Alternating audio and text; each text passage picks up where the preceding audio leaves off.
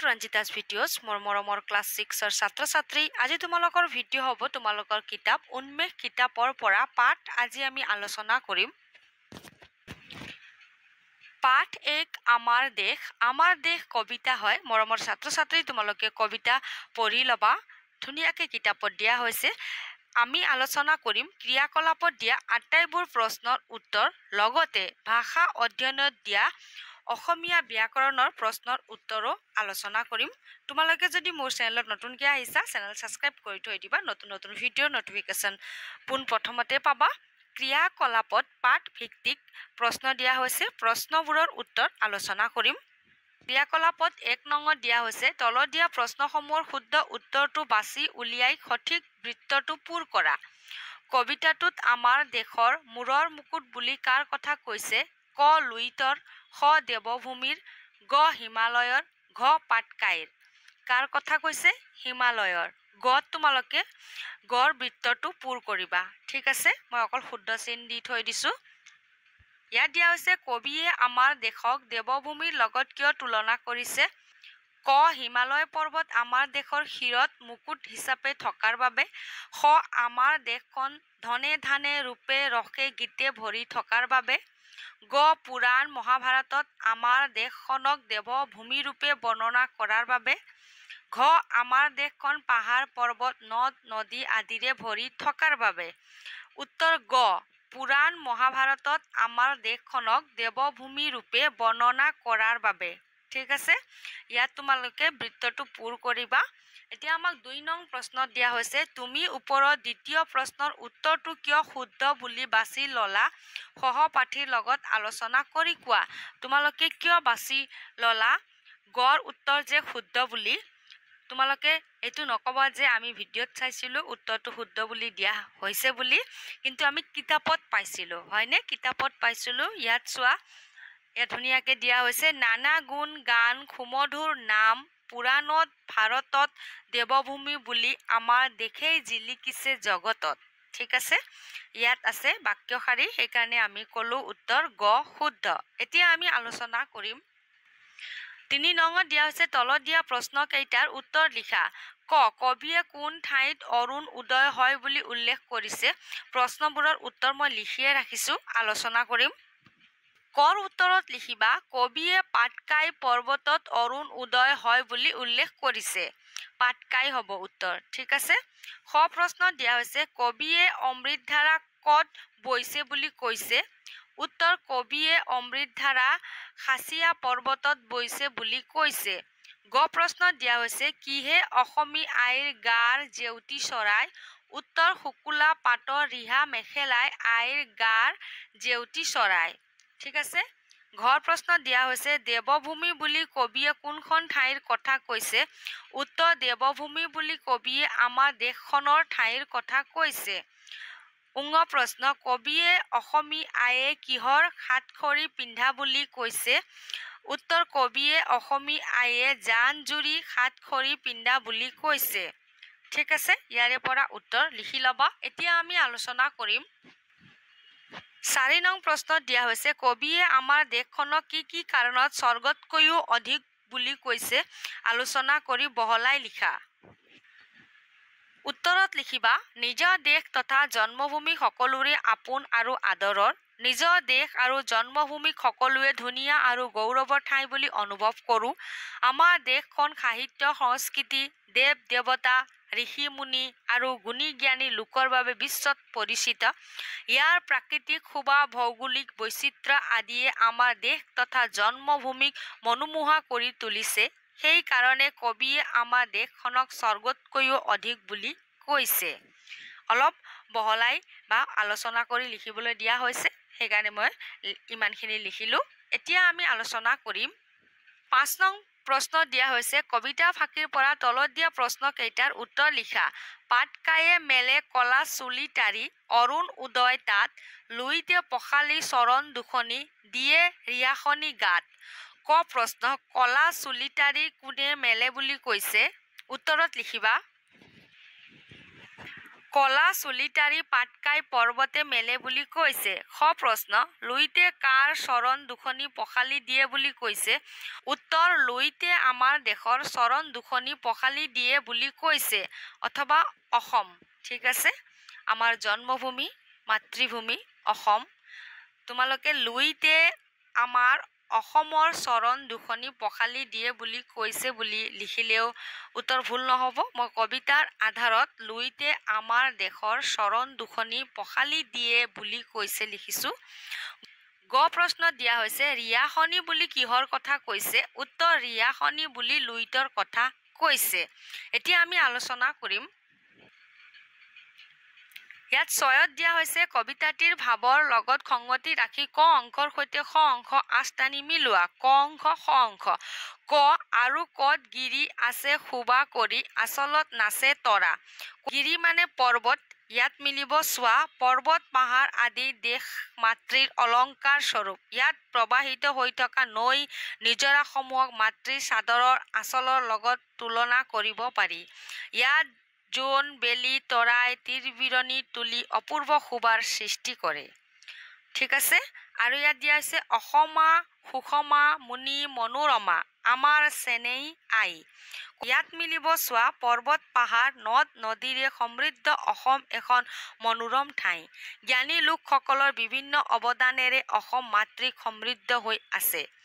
ইয়াত দিয়া হৈছে দেৱভূমি বুলি আমাৰ দেশেই জিলিকিছে জগতত।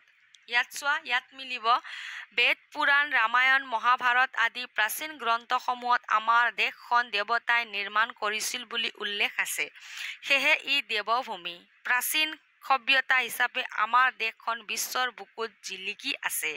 তোমালোকেও মিলাই ল'বা, মই পঢ়িও শুনালোঁ। এতিয়া আলোচনা কৰিম। ৭ নঙত দিয়া হৈছে আমাৰ দেশ কবিতাটিত দেশ মাতৃক সৌন্দৰ্য বৃদ্ধিত তলত দিয়া উপাদানসমূহে কেনেদৰে অৰিহণা যোগাইছে তাৰ এখন তালিকা প্ৰস্তুত কৰা। উদাহৰণ গিৰিৰাজ হিমালয় মূৰৰ মুকুট হৈ জেউতি চৰাইছে। ৬ ঋতুৱে, ইয়াত আমি কবিতাত চাই ল'ম। ঠিক আছে, ৬ ঋতু আহি দেখিছা আলফুল কৰি পিন্ধাই অপূৰ্ব সাজ। ইয়াৰ পৰা আলফুল কৰি পিন্ধাই অপূৰ্ব সাজলৈকে লিখিবা। ঠিক আছে, পাটকাই পৰ্বতে কবিতাত চাই ল'ম।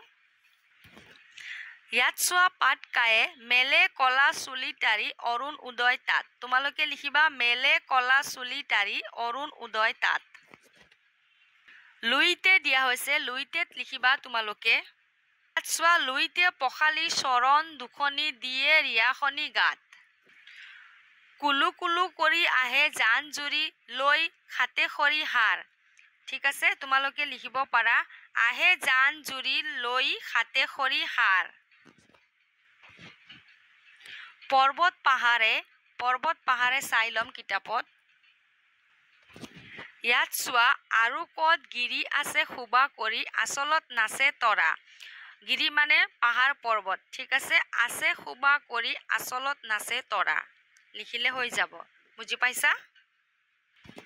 মই আটাইবোৰ তোমালোকক কবিতাত দেখাই দিলোঁ। তোমালোকে ঠিক এনেদৰে লিখি ল'বা। আমাক এটা উদাহৰণটো দিয়াই হৈছে। ভাষা অধ্যয়ন মানে অসমীয়া ব্যাকৰণৰ প্ৰশ্ন দিয়া থাকে। তলত দিয়া শব্দবোৰৰ লগত ছন্দৰ মিল থকা শব্দৰে খালী ঘৰবোৰ পূৰ কৰা। বেশ কেশ দেশ ভেশ। ভৰা তৰা ধৰা কৰা। হাৰ কাৰ তাৰ মাৰ। গাত মাত পাত ভাত।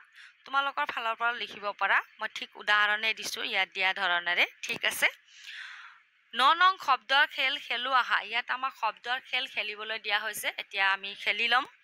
ক পদ্যটোত এনেকুৱা এটি ৬ আখৰীয়া শব্দ আছে যিটোৰ প্ৰথম আখৰ ৩টা মিলি পৃথিৱী বুজায়, শেষৰ ৩টা মিলি সুন্দৰী বুজায়, তৃতীয় আৰু ষষ্ঠ আখৰ মিলি মাখন বুজায়। পাঠটিৰ পৰা শব্দটো বিচাৰি উলিয়াই লিখা। ভুৱন মোহিনী। ঠিক আছে, পাঠটিত আমি পালোঁ ভুৱন মোহিনী। মই তোমালোকক দেখাই দিম। ইয়াত চোৱা ভুৱন মোহিনী। এতিয়া আমি আলোচনা কৰিম।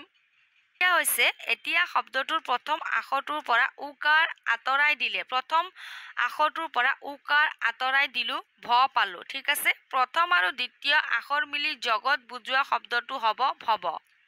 ঠিক আছে প্ৰথম দ্বিতীয় আৰু তৃতীয় আখৰ মিলি ঘৰ বুজোৱা শব্দটো হ'ব ভৱন প্ৰথম আৰু শেষৰ আখৰ মিলি ভগ্নী বুজোৱা শব্দটো হ'ব ভনী মানে প্ৰথম আখৰটোৰ পৰা উকাৰ আঁতৰাই দিলে ঠিক আছে প্ৰথম আখৰৰ পৰা আমি উকাৰ আঁতৰাই দি কিনে শব্দ বনালো ঠিক আছে তোমালোকেও লিখি ল'বা কিতাপত লিখিলে কাঠ পেঞ্চিল ব্যৱহাৰ কৰিবা কবিতা 10 নম্বৰত দিয়া হৈছে কবিতাটিত থকা জুৰীয়া শব্দবোৰ বিচাৰি উলিয়াই লিখা ৰিহা মেখেলা গুণ গান মনে চিন্তে ৰূপে ৰখে ধনে ধানে মুনি মনোৰমা জান জুৰি তোমালোকে যদি আৰু পোৱা লিখিব পাৰিবা এতিয়া ইয়াত দিয়া হৈছে জানো আহা তলৰ কবিতা ফাকিলৈ মন কৰা শুকুলা পাটৰ ৰিহা মেখেলাই জেউতি চৰাই গাৰ ইয়াত শুকুলা শব্দটোৰ একে অৰ্থ মানে সমাৰ্থক বুজোৱা শব্দবোৰ হৈছে বগা শুভ্ৰ শ্বেত আদি ঠিক তেনেদৰে জেউতি শব্দটোৰ একে অৰ্থ বুজোৱা শব্দবোৰ হৈছে পোহৰ দীপ্তি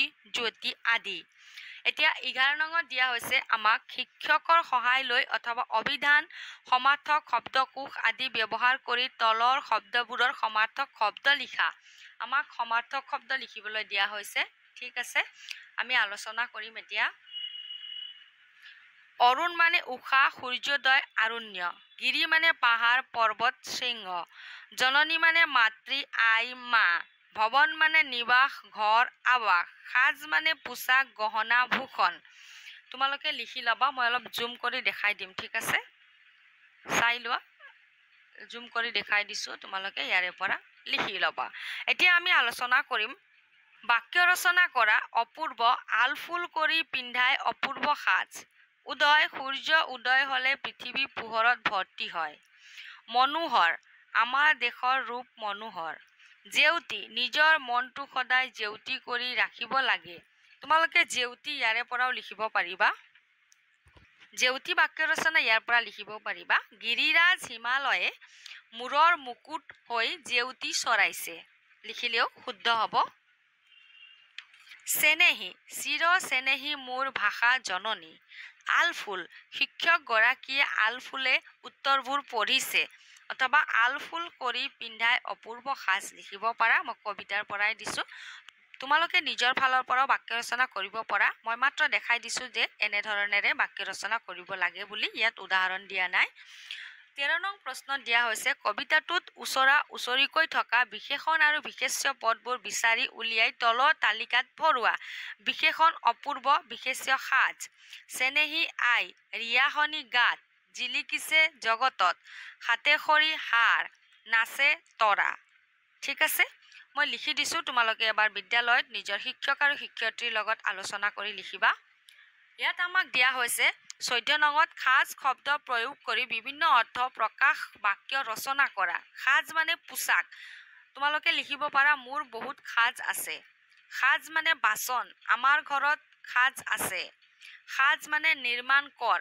আমি এটা ঘৰ খাজ কৰিম ঠিক আছে নিৰ্মাণ কৰিম বুজিছা তোমালোকে এনে ধৰণেৰে বাক্য ৰচনা কৰিবলৈ যত্ন কৰিবা পদ্যটোত পোৱা স্ত্ৰীলিংগ বুজোৱা অসমীয়া শব্দটোৰ আৰিত আন শব্দ গঠন কৰো আহা পুলিংগ স্ত্ৰীলিংগ উদাহৰণত দিয়া হৈছে অসম অসমা সৰল সৰলা অচল অচলা বৃদ্ধ বৃদ্ধা সুষম সুষমা ঠিক আছে এতিয়া আমাক ইয়াত দিয়া হৈছে জানো আহাত আমাক দিয়া হৈছে পূৰ্ব প্ৰচলিত ৰূপ আৰু সৰলীকৃত ৰূপ হয়নে অপূৰ্ব এনেকেও আমি লিখা দেখা পাওঁ কবিতাত দেখিছা তোমালোকে আৰু অপূৰ্ব এনেকেও লিখে কৰ্ম আৰু কৰ্ম ঠিক আছে তোমালোকে কৰ্ম এনে ধৰণেৰে লিখা হয়নে আমাক অলপ বুজাই দিয়া হৈছে পূৰ্ব প্ৰচলিত ৰূপ আৰু সৰলীকৃত ৰূপ ঠিক আছে 16 নঙত আমাক দিয়া হৈছে